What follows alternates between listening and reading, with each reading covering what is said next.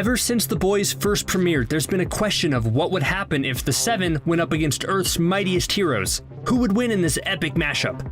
As much as we would want the Avengers to triumph over the evil, corrupt Seven, could they even pull off a victory? That's what we're here today to find out. So go ahead and check out the video below where I'm going to break down the pros and cons of each team and what the fight would look like before choosing an ultimate winner between the Avengers and the Seven. Let's get started.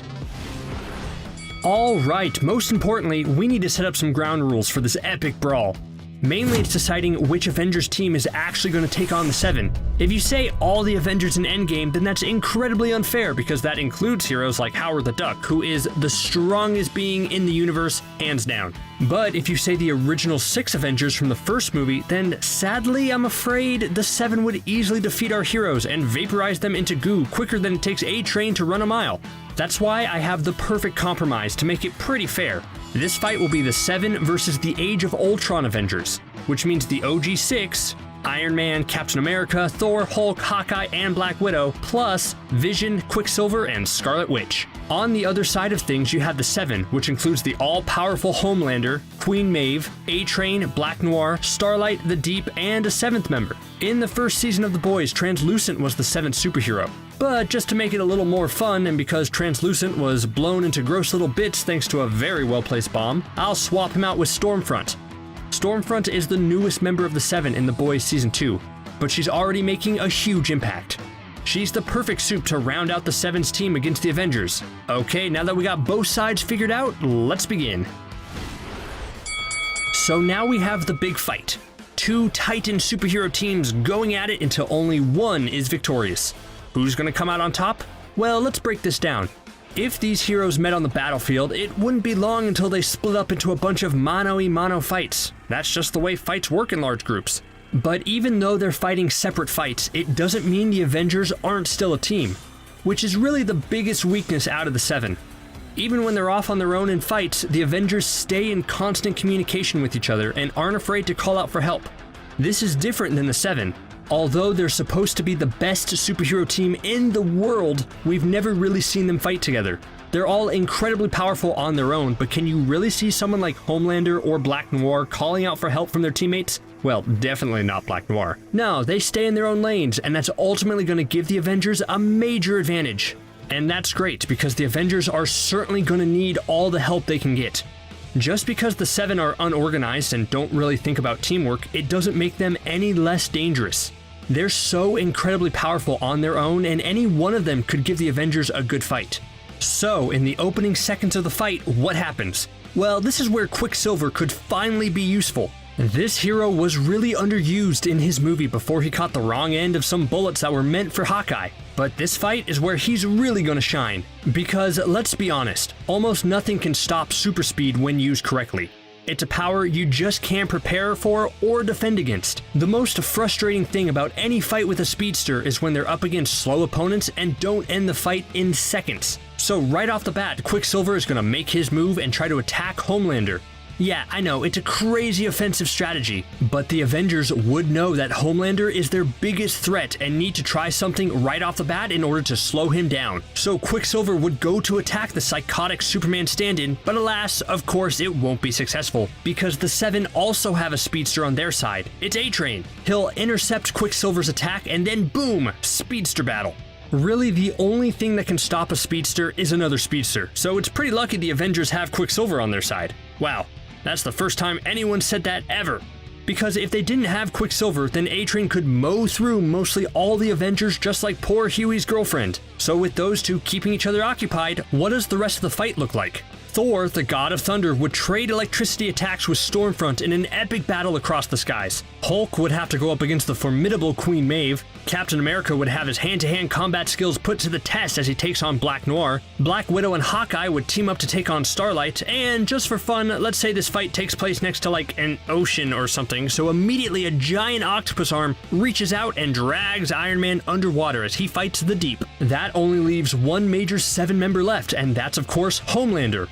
Who could take on this all-powerful hero? None other than Scarlet Witch and Vision. So Iron Man really has it tough. He's usually able to maneuver and take down any threat around him, but he's suddenly forced in a new situation as he's sucked down deeper into the ocean depths while fighting giant sea creatures. Hopefully his time underwater doesn't trigger some traumatic flashbacks to Iron Man 3 and he's able to keep his wits about him. But after everything he's been through, I think he'll be okay. And while he's fighting the giant squid, you could no doubt bet he'll make a quip about fried calamari as he battles it out. I think the Deep would try to bring Iron Man as far below the surface as possible in order to crush him, but Iron Man would whip out that propulsor jet he used in Infinity War to escape. The Deep is going to get scared and try to swim away, and even though he's fast, Tony's propulsion is going to catch up with him and take the Deep out of the fight.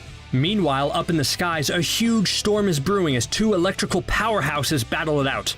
Thor has faced a lot of enemies in his day, but never one quite like Stormfront, mostly because their powers are relatively the same. Both control electricity and can use it to their advantage. We know that Stormfront is going to use social media as a major weapon in The Boys Season 2, but that won't help her out a whole lot when she's facing Thor. Still though, she's super strong and can fly, so Thor shouldn't take her lightly. Yes, a problem would probably be that Thor can't fly on his own, but I'd like to think that after Thor Ragnarok, where he truly learned how to utilize his lightning powers, he can use it to fly, or at least float? Yeah, Stormfront is a powerful force of nature, but unfortunately she went up against Thor. Any other hero she probably could have beaten, but it's hard to use lightning and weather powers against the god of thunder and one of the strongest Avengers. Let's go over to the other strongest Avenger, Hulk. He's up against Queen Maeve, and actually, I think the big green rage monster might be in trouble. Since this is Age of Ultron Hulk and not Professor Hulk, the Avenger isn't smart enough to think things through and will just start blindly smashing things. Sure, if he connects with Queen Maeve once, then she's in trouble, but she might be too quick for that. Her durability and stamina might make her too quick and agile for the Hulk to hit, leading to Queen Maeve either tiring Hulk out or cutting him in certain places like his heels as she jumps around. Hulk is gonna need some help. A much more even hand-to-hand fight would take place between Captain America and Black Noir. Both have super strength, both have durability, but Captain America is more of a brawler while Black Noir is highly trained in martial arts. This is going to be an incredibly close matchup. It really could go either way. With martial arts, I think that shows Black Noir is the better fighter, but we all know that Captain America could do this all day.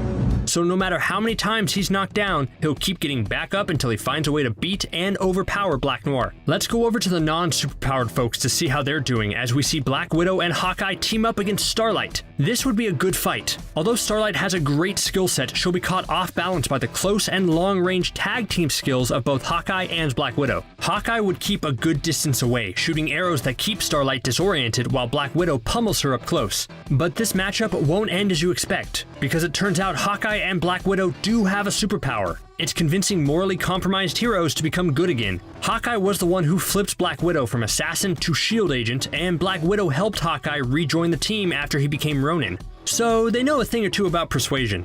They'll actually get Starlight to flip completely and fight for the side of good, and now boom! Starlight is on their side, ready to take down the corrupt Seven. She's going to be vital because after she's turned good, she'll use her powers to blind Queen Maeve just long enough for Hulk to hit her with one solid punch that takes her out of the fight. Over at the Speedster battle, A-Train and Quicksilver are still zipping around each other, and it goes on for so long that A-Train suffers another heart attack. Sorry A-Train, maybe you should stop juicing. Now that leaves the big gun, Homelander. This whole time, Homelander has been battling Vision and Scarlet Witch, who are probably the only two heroes who could survive Homelander for this long. Although we haven't seen the full extent of their abilities, WandaVision are two of the most powerful superheroes in the MCU, and if they work together, then they'll be practically unstoppable.